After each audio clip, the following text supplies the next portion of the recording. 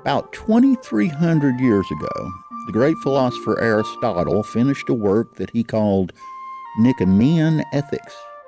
It was his attempt to write down the guidelines for how human beings can live their best, most virtuous lives. And virtuous actions, he believed, created virtuous people. We become just by doing just acts, Aristotle wrote, temperate by doing temperate acts, brave by doing brave acts. Okay, so fast forward to 1926 when the great American philosopher and historian Will Durant published a book that is still highly influential. It's called The Story of Philosophy. Durant was a huge fan of Aristotle, and this was how he summed up Aristotle's theory that virtue comes from repeated virtuous acts. And I quote, "We are what we repeatedly do. Excellence, then, is not an act, but a habit," close quote. So, now that we have absorbed this wisdom of the ages, let us step back for a moment and consider, in that light, one of life's greatest pleasures: bacon.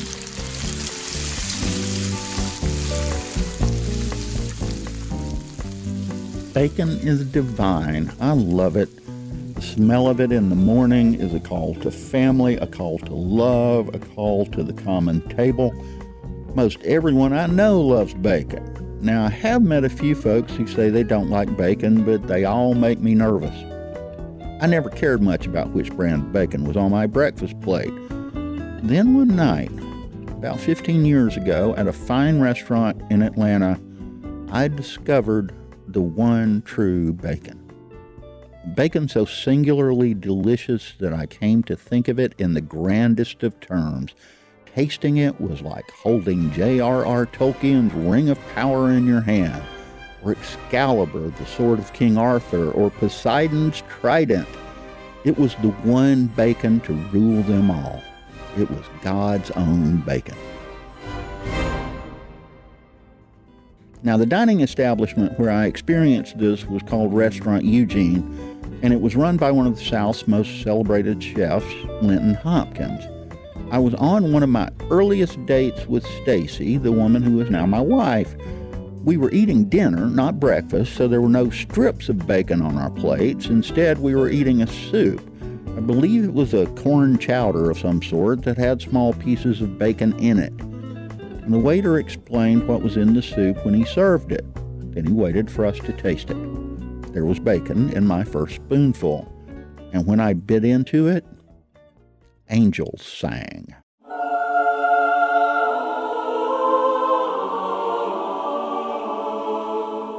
"Where," I asked the waiter, "did this bacon come from?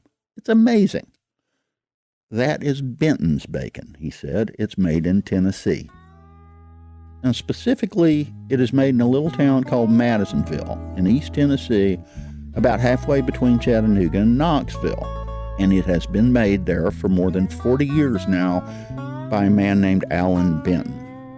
Mr. Benton is soft-spoken, neither physically imposing nor arrogant in any way. But I believe, and I say this with no hyperbole intended, that Alan Benton is the Aristotle of bacon. The bacon and country hams he smokes in Madisonville are the product of 4 decades of virtuous repetition, continuous learning, and small improvements along the way. Earlier this year, about 15 years after Stacy and I first experienced Benton's bacon, we finally headed up to Madisonville to see how the magic happens, and we decided to take y'all with us. This episode gonna make you hungry.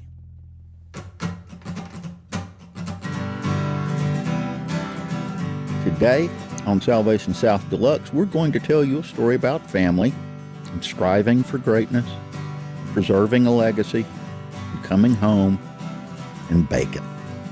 The best damn bacon in the world. I'm your host, Chuck Reese, and Salvation South Deluxe is a series of in-depth pieces that we add to our regular podcast feed. We try to unravel, in a deluxe way, some untold stories of the Southern experience and let you meet some authentic Southerners, people who make this region truly unique.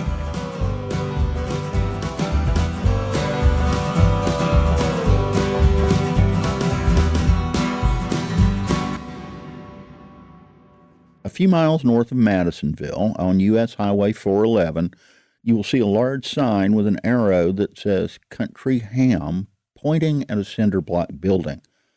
On the side of the building, in huge letters, it says, Benton's Smoky Mountain Country Hams. We cure 'em. You couldn't really refer to the whole building, which is quite large, as a smokehouse. But when you walk in the front door, you are overwhelmed with the aroma of smoked pork. If you are a lover of country ham or bacon, the place smells like heaven should smell. If you don't know what I mean when I say country ham, a country ham is dry cured in a mix of spices, then it spends time in a smokehouse, then it's aged for 6 months or longer. It's a method that's been passed down for centuries in Appalachia, a way to preserve meat before the days of refrigeration. And it was passed down to Alan Benton. Your granddaddy cured hams, is that right? Both sides of the family, both sets of grandparents. They lived a mile apart in the hills of southwestern Virginia. 25 miles, I guess, from the nearest town. And they were sustenance farmers in the purest sense. They literally raised everything they ate. Talking to Alan Benton in the small office where he's answered the phone and taken orders for his hams and bacon for decades, listening to his stories, I am reminded of my oldest uncle, Efford Reese, about whom I have told you a couple of stories on this very podcast. Uncle Efford, or Papaw as I called him, raised his own hogs and made his own country hams every year in a smokehouse. And the folks in my family loved to get some of his country ham every year. They took great pride in it. It was almost bragging rights as to who made the best bacon or the best country ham in that part of the world. I can imagine that. They didn't have much to feel good about, but they took pride in that. In 1947, Alan's grandfather, Albert Hicks, started what is now Benton's Bacon. Albert had a business between Madisonville and Sweetwater on Old Highway 68. Wasn't government inspected, just a little hole-in-the-wall smokehouse behind his house, but he cured ham and bacon and sold it to people who came by. And he started in that business in 1947. And he ran it till the spring of 1973. Alan helped his grandpa out in the smokehouse all throughout his youth. Then he moved up the road to Knoxville to enroll in the University of Tennessee. Enrollment was through the roof back then because so many young men wanted school deferments to save them from the draft and keep them out of the war in Vietnam. As a result, dorm rooms and meals in the cafeterias were hard to come by. You couldn't get on a meal plan. You could hardly ever get into a dormitory. And when I finally got in the dorm, couldn't get on a meal plan. And I tired rather quickly of hamburgers. After about a quarter, I had enough hamburgers, and I started just carrying country ham back to my dorm room, frying it in the pan. Which is how he learned that the smell of country ham will make you friends. You could draw a real crowd about 10 o'clock at night frying country ham in the dormitory. They'd come out of the woodwork trying to find that odor. But Alan didn't plan on getting into the smoked meat business after college. After graduating from UT, he headed to Middle Tennessee State University for a graduate degree with the goal of becoming a teacher. I taught school for a year down in Brevard County, Florida, near Cape Canaveral. Again, I got hungry for home cooking, and I'd call my dad. He'd go over and pick a ham up from Albert Hicks and send it to me. Mm-hmm. And I'd carry a country ham sandwich into work, and people say, "Oh my goodness, where did you get that? Can you get me a ham like this?" And I'd come home and carry back 3 or 4 or 5 hams at a time to people that I went to school with. But it wasn't long until Alan figured out the teacher's life wasn't for him. I figured out I was never going to be able to make a living teaching school.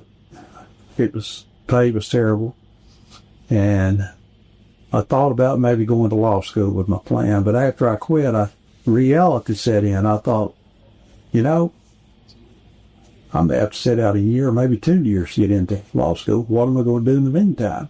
And about that same time, Alan's grandpa, Albert Hicks, started thinking about retirement plans.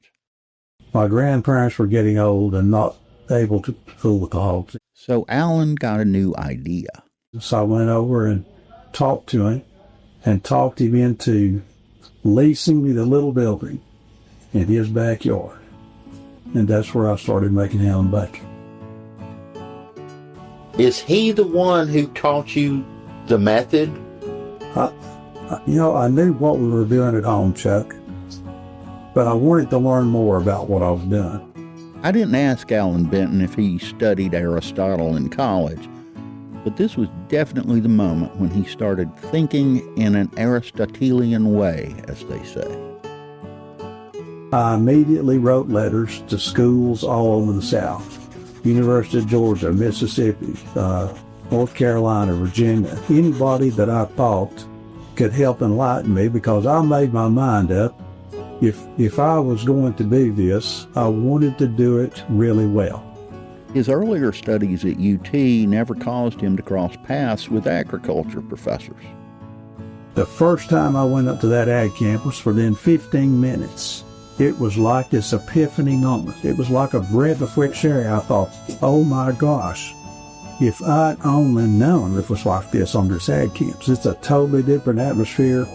It was an incredible experience.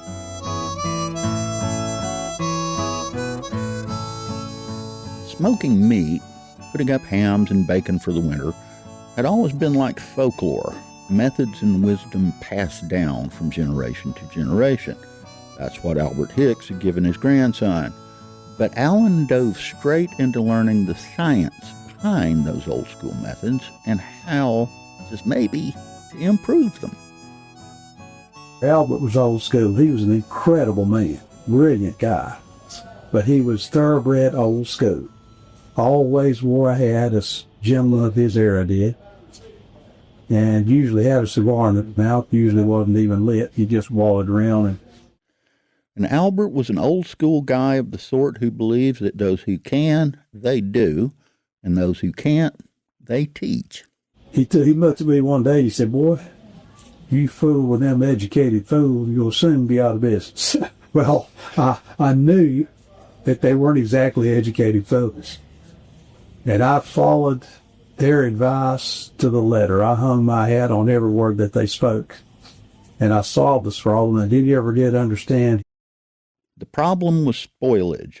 The way Albert did things, not every ham he hung up to age wound up being edible. And I got on a first-name basis with a lot of the people, a lot of those professors in the food technology department up there.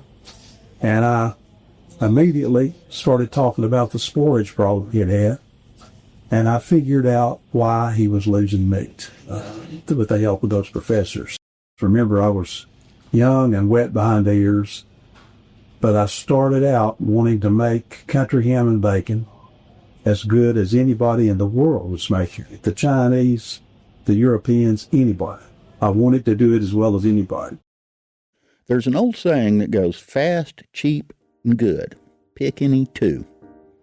Now, Alan Benton continuously improved his methods for 8 years, and his bacon and hams tasted better and better. But the folks who were okay with fast and cheap smoked pork were getting the business. Alan was aging his country hams for 15 months before he sold them.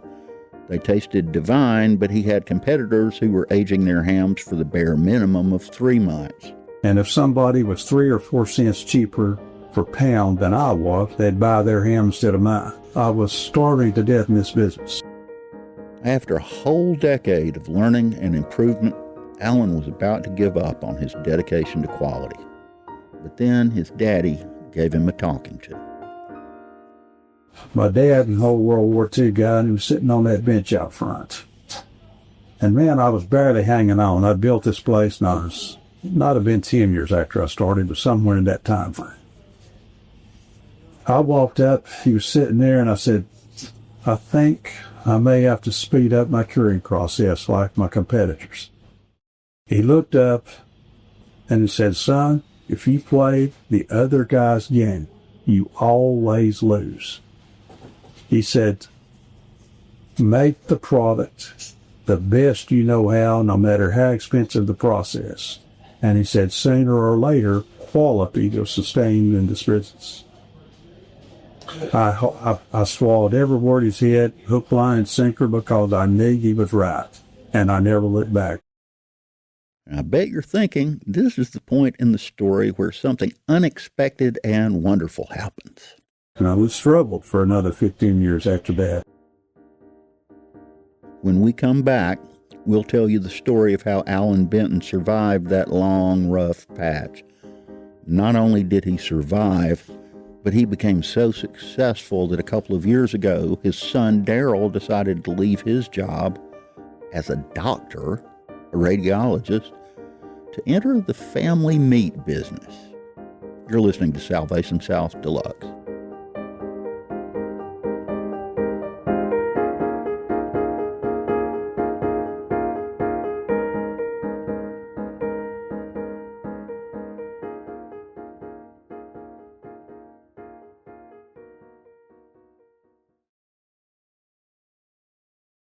When we left Alan Benton before the break, he was describing how, after his father convinced him to stick with that dedication to quality, he faced 15 more years of struggle.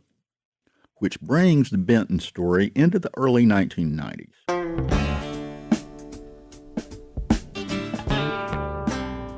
Around that time, about an hour northeast of Madisonville, in a little community called Walland, the Bell family was expanding the little 6-room country inn they had operated since the late 70s into a full-scale resort, a world-class high-end resort called Blackberry Farm.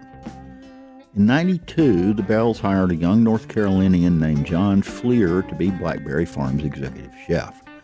Fleer was freshly graduated from the Culinary Institute of America in upstate New York. Fleer and the Bell family wanted the food they served to be grown, raised, and prepared right there in the Smoky Mountains of East Tennessee. Their resort sits on 4,200 acres, and they farm that land, growing their own crops and raising their own livestock. They wanted to serve the very best of local products, regardless of their cost. Chef Fleer discovered Benton's Bacon in nearby Madisonville and began incorporating Alan's products into the Blackberry Farm menus.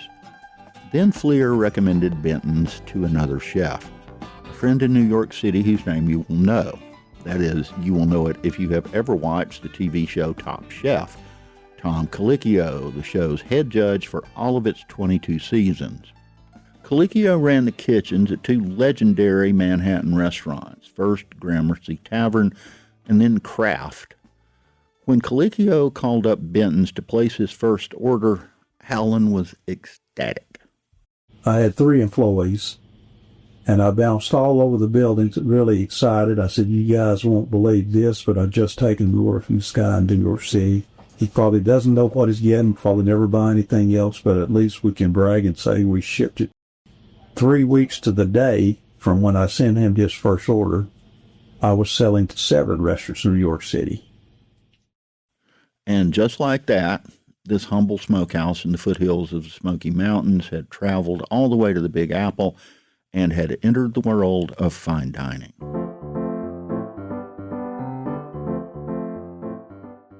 Back at Quillen College of Medicine, where Alan's son Daryl was studying, his dad's phone calls were bringing exciting news, not only about the new customers, but also the national food magazines that were wanting to write about Benton's. I don't think I realized kind of the exposure that his products had gotten and the following that they'd gotten, just because I wasn't as closely involved with the business at that point. Yeah. My parents would send me a link or send me a copy of a magazine that had been in. So I started to get an idea, but of course I was always proud to see that kind of stuff. As it turned out, that was only the beginning. Word about Benton's Bacon and country hams was spreading among young chefs who had big aspirations in New York City. One of them was a young chef who had actually been working for Tom. He walked in and smelled them preparing that first order, the first shipment I sent up there. And he said, "What in the world is that aroma?" And he went straight to the phone on the desk at Kraft's and placed his first order with me. David Chang. David Chang is the Korean-American celebrity chef who rose to prominence with his Momofuku restaurant group and 3 different shows on Netflix. The late chef Anthony Bourdain, on his PBS show Mind of a Chef, had Chang talk about Benton's bacon. When I first tasted Alan Benton's bacon, it was one of those experiences where it was like a first-time experience. You're like, wait a second. What have I been doing? What have I been eating my whole life? This is the real thing. This was just a punch me in the mouth type of experience. It's extraordinarily smoky and it's salty. It just tastes like what bacon should be. David Chang turned out to be one of the most important proponents of Benton's bacon. I probably picked up 500 accounts because I sell to David Chang. I would get a phone call and somebody would say, hello, my name's so-and-so, I'm a chef in Dallas or Seattle or wherever they're from, and I was in New York over the weekend. I knew what was coming next. I ate with David Chang, can you sell me this product? And I literally couldn't repay David if I tried. So here was Alan Benton, suddenly selling his products to some of the most elite fine dining chefs in the world. But Alan and his wife Sharon had never themselves actually sat down to one of those chefs' meals. I didn't know for sure what a fine dining restaurant was until John Fleer invited Sharon and me up for a meal at Blackberry Farm. Some guests had asked to meet us, and he'd said, I want you to come up and have a meal with us. I'm going to show you what we're doing to the products. That was my first fine dining experience. He served scallops and a bacon consomme. I can close my eyes and still remember the texture and the flavor of that meat. It was amazing. It's now about a quarter century since Benton's Smoky Mountain Country Hams stopped struggling to stay open. These days, every week, Benton's goes through 400 to 600 hams. And the pork bellies from which they make bacon? Benton's buys between 10 and 14,000 pounds of pork belly every week. Benton's now ships its bacon to restaurants and home cooks everywhere, plus 2 varieties of country ham, one aged for 15 months after curing and smoking, the other aged for more than 2 years, which puts them in the league of delicacies like Parma, Italy's prosciutto, or Spain's jamón ibérico.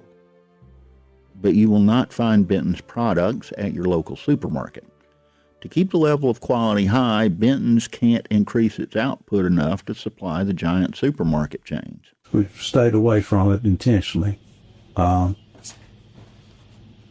don't want to pick up an account and not be able to do business in the proper way. And we're too small, we think, to try to do business with supermarkets. We've turned down some of the big name stores out there in the supermarket world because we feel like that's not who we are.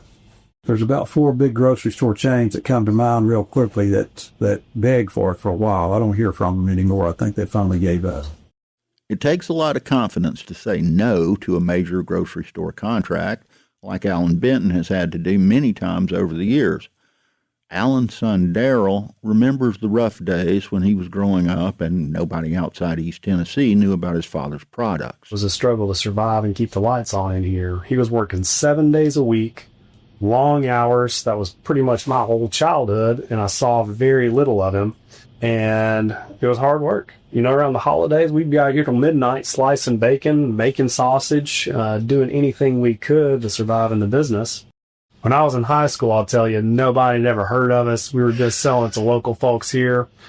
I'd have to come out here and work after school, and back then it wasn't too cool to go out on a date Friday night smelling like smoked bacon. In those days, Alan wasn't thinking much about bringing his children into the family business. My parents, we were encouraged to find a better way of life.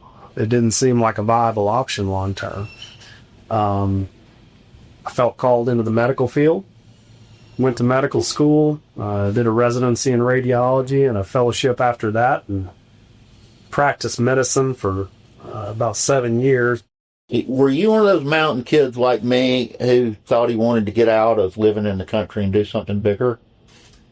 No, I didn't necessarily want to get out of the country. Country's in my blood, but, I grew up working in this business. From the time I was 7 or 8 years old, I was out here labeling packs of ham and bacon. Those first 30 or so years that my dad was in the business. But when Darrell was up the road in Knoxville, making great money practicing medicine, he found himself dreaming not of expanding his radiology practice. Instead, he dreamed about bacon. I missed this work. It's in my blood. I'd be at the hospital and, you start getting thoughts of that smoke rolling out of the smokehouse and loading the wood stove, the sights, the smells, the people. I tried to shake it off, kind of get on that educational track. I got to the next step and then the next step.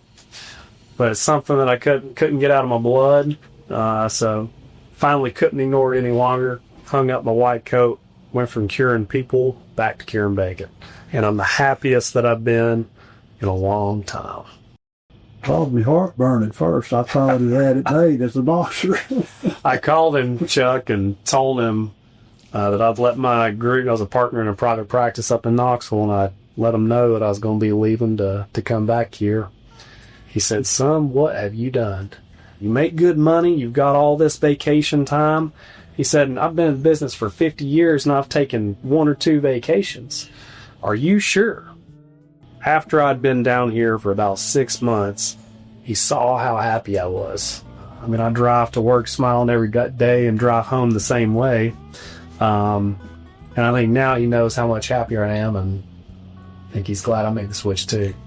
Do any of your old doctor friends tell you that you're an idiot? No, they tell me they're jealous.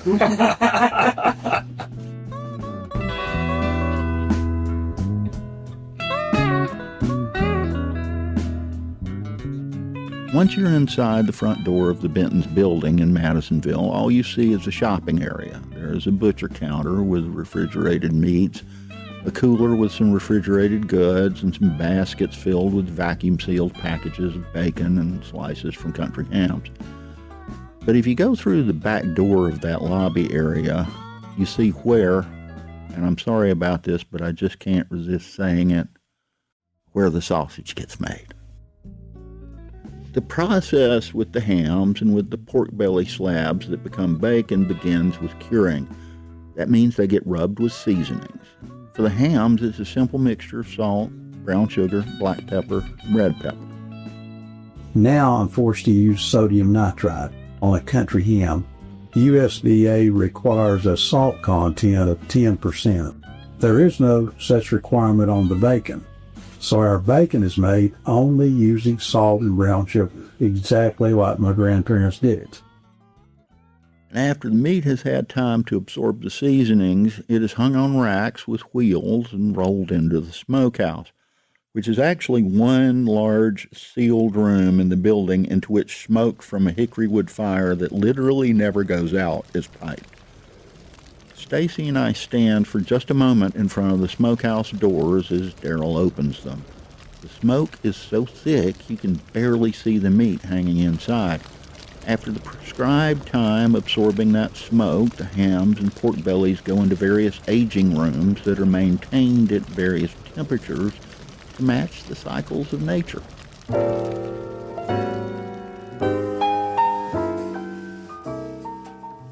The Benton's reputation today is such that they do take on some custom smoking jobs for certain chefs.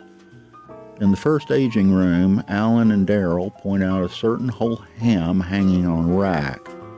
Attached to it is a paper tag that shows a date in 2023 and the name Sean Brock. Sean Brock, of course, is one of the most prominent chefs in the South, the winner of multiple James Beard Awards, who first made his name with his restaurant Husk in Charleston. Brock now runs 3 restaurants in Nashville, Joyland, Audrey, and June. Alan tells us that Brock's ham comes from an Ossabaw Island pig. Ossabaws are a breed native to the Georgia Island, direct descendants of pigs that were brought to the Americas by Spanish explorers in the 1500s, and their meat is prized for its dark color and rich marbling, which makes them perfect for curing, smoking, and aging, which is why Sean Brock brought his prized ham to the Bentons. Alan says he'll keep the ham on the rack until Brock is ready to come get it. Now, the fuss that such chefs make over the traditional Appalachian methods of the Bentons still surprises them. Growing up, we just ate country ham bacon with traditional Appalachian food, beans, greens. So I'd never really been exposed to much fine dining. Growing up, times were lean, as we've talked about. One of Daryl's earliest exposures to what high-end chefs could do with his father's products came when he was still in medical school. I was in medical school up in Johnson City, and my dad called me. He said he was going to a dinner at a restaurant called the Townhouse in Virginia. Sean Brock was, coming in to do a special dinner there, and Dad had been invited because they were featuring his products, and he let me tag along. He said, "I think you need to come and check this out." I had never been exposed to any food like that in my life. And I remember it. It's still one of the top 5 meals I've ever had in my life. Oh, yeah. It was unbelievable. Sean had made a dish. It was a soft shell crab, and it was sitting in a Benton's bacon dashi, or broth. And I can remember it, the look, how it tasted, everything about it to this day. It was really eye-opening to see, a hillbilly product like we make used in such a unique way. I remember just as vividly the first time I tasted Benton's bacon in that fancy soup in Atlanta 15 years ago. In the years following, Stacy and I got to taste it occasionally when we were out for dinner where a chef was using it in a dish. And after a while, I started thinking how wonderful it might be to just have some in my own kitchen to fry up for breakfast with some scrambled eggs. So I got on the Benton's website and I put in the minimum order, 4 pounds. Getting a Benton's bacon delivery gives you an experience you might never have thought possible. To walk out to your mailbox, open it, and be completely overwhelmed with the delicious aroma of bacon. Now, of course, that's nothing compared to the smell of that bacon cooking in my own skillet, and I now enjoy that on the regular. But preparing this show for y'all gave me the first chance I'd had to visit the Bentons up in Tennessee. And here's a secret. If you go up there yourself, you will find products for sale that are not available on the website because of shipping challenges, like country sausage, the kind that you make into patties and cook for sausage biscuits. I did come home with a little of that sausage. Stacy made biscuits, and Lord have mercy, the result was incredible.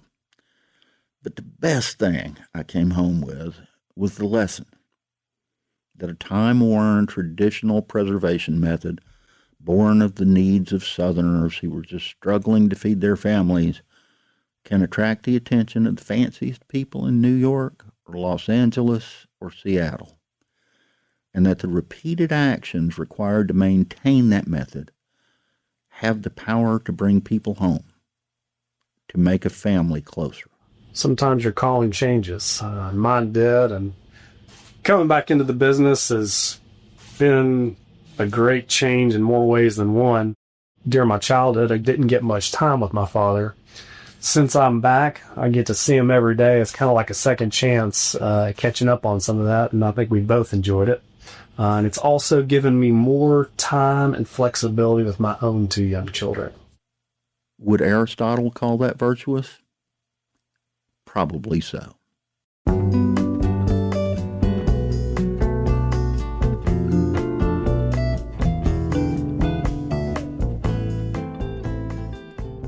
We'd like to thank Alan and Daryl Benton for their hospitality when we visited them. They are both good-hearted mountain people, like the kind I grew up with. Also, I should thank Chef Linton Hopkins here in Atlanta for making my discovery of Benton's bacon possible all those years ago. You've been listening to Salvation South Deluxe, proudly produced in cooperation with Georgia Public Broadcasting and its network of 20 stations around our state. Every Friday, we add a new 3-minute commentary about Southern stuff to our podcast feed. And every month or so, we add longer deluxe stories such as the one we've just told you. I'm Chuck Reese, your host and the editor-in-chief of Salvation South, an online magazine where you can find Southern stories told in every possible form 24/7 at salvationsouth.com. Our producer is the mighty Jake Cook, who also composed our theme music. GPB's director of podcasts is Jeremy Powell. And none of this could have happened without wonderful people like GPB's Sandy Malcolm, Adam Woodleaf, and Bert Wesley Huffman. We'll be back next month with another full-length episode of the Salvation South podcast.